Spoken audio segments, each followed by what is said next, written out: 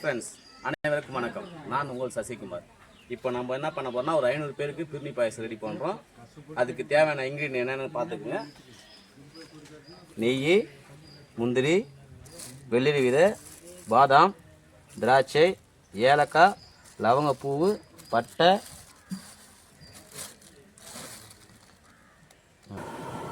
நம்ம பிரிணி பாயசத்துக்கு ஃபஸ்ட்டு நெய் ஊற்றிக்கிறோம். நெய் ஒரு 1/2 லிட்டர் அளவுக்கு.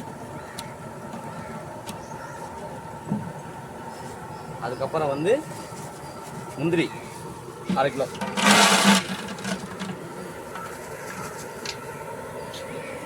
வெள்ளரி விதை, சாரப்பருப்பு, லவங்கப்பூ, பட்டை, இஞ்சி இலை,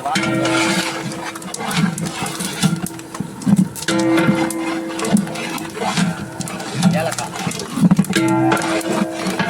திராட்சை,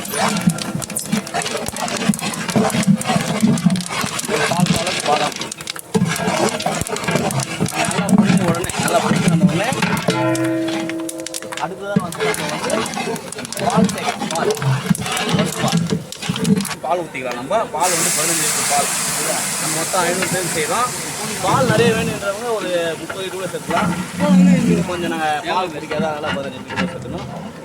பால் சேர்த்தோடனே நம்மளுக்கு ஸ்வீட்டுக்கு எவ்வளோ தேவையோ அவ்வளோ தண்ணி நம்ம சேர்த்துக்கலாம். நம்மளுக்கு இப்போ 500 பேர் செய்கிறோம். நம்ம 1.5 கேன் தண்ணி ஊற்றிக்கலாம்.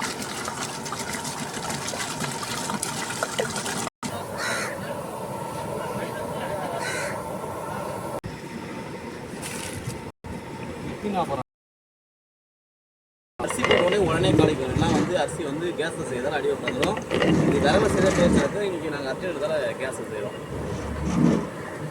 கலருக்கு நம்ம மஞ்சள் கலர் சேர்த்துக்கிறோம். பாயசம் நல்லா கலர்ஃபுல்லாக இருக்கும்.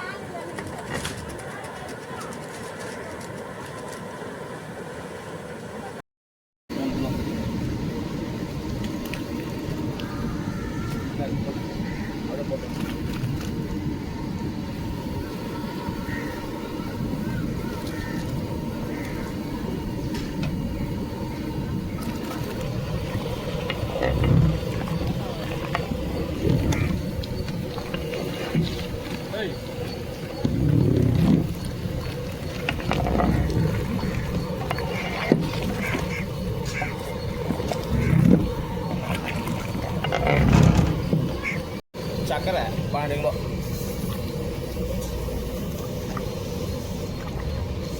நல்லா சக்கரை கொட்டி கலக்கிடுங்க.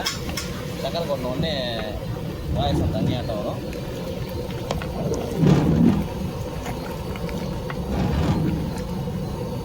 இப்பவே வாசனை நல்லா கமகமாக. முந்திரி, திராட்சை, வாசனைலாம் நல்லா இதான் பாயசம் செய்யுங்க. இதுக்கப்புறம் நம்மளுக்கு தேவைன்னா மேலே கொஞ்சம் நெய் போட்டு இறக்கிக்கலாம். பிரிணி பாயசம் நல்லா அரிசி எல்லாமே போட்டு பார்த்துட்டு இந்த வீடியோ பார்த்துட்டு உங்கள் கமெண்ட் சொல்லுங்கள் ஃப்ரெண்ட்ஸ். இந்த வீடியோவை சப்ஸ்கிரைப் பண்ணிவிடுங்க.